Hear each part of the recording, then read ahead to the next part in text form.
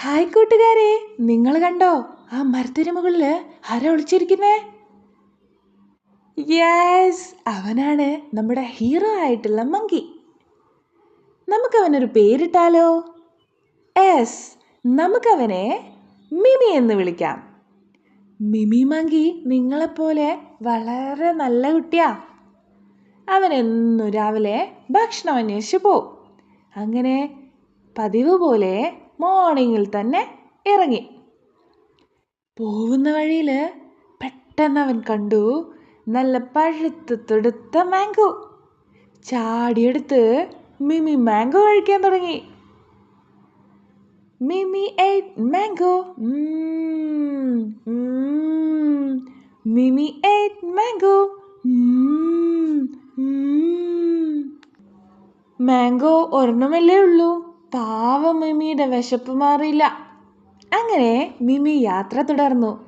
പെട്ടെന്ന് ഒരു ശബ്ദം കേട്ട് തിരിഞ്ഞു നോക്കിയ മിമി അവൻ്റെ ഫ്രണ്ട് മൗസ് മോമോയെ കണ്ടു. വിശപ്പ് മാറാത്ത മിമി മോമോയോട് പറഞ്ഞു, Momo, I am hungry, please give me something to eat Momo. മോമോയ്ക്ക് പാവം തോന്നി. മോമോ തൻ്റെ കയ്യിലിരുന്ന മൾബറി എടുത്ത് മിമിക്ക് കൊടുത്തു. Then Mimi ate mulberries. Mimi ate mulberries. എല്ലാം കഴിച്ച് വയറ് നിറച്ച് ഉറങ്ങാൻ കിടന്ന മോമോയെ നോക്കി ആകാശത്തുനിന്നതാ ബ്യൂട്ടിഫുൾ മൂൺ ചിരിക്കുന്നു. നിങ്ങൾക്ക് ഇഷ്ടമാണോ മൂണിനെ കാണാൻ? മോമോയ്ക്ക് ഭയങ്കര ഇഷ്ടമായി. അപ്പോൾ മോമോ താൻ കഴിച്ച ഭക്ഷണങ്ങളൊക്കെ പറഞ്ഞുകൊണ്ട് മൂണിനോട് പറഞ്ഞു, I ate tasty mango. Mango. I ate delicious mulberries. Mulberries. മിമിയുടെ പാട്ട് വേറെ ഒരാളോട് കേൾക്കുന്നുണ്ടായിരുന്നു. ഒരു കുഞ്ഞു ബേർഡ് അവൻ്റെ നെസ്റ്റിലിരുന്ന് കേൾക്കുന്നുണ്ടായിരുന്നു. മിമി നെസ്റ്റിൽ എത്തി നോക്കുന്ന സമയത്ത് ടപ്പേ ദാ കിടക്കണു.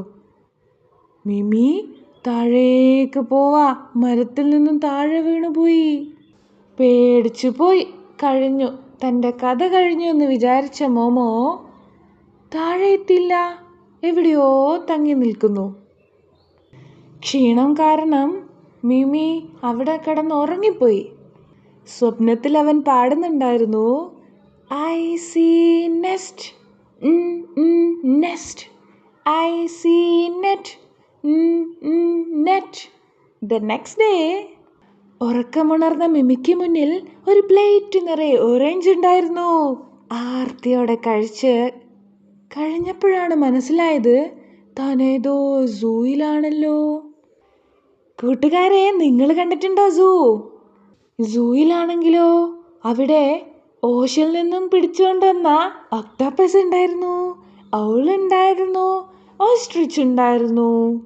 ഓ ഓ ഓ മൈ ഗോഡ്,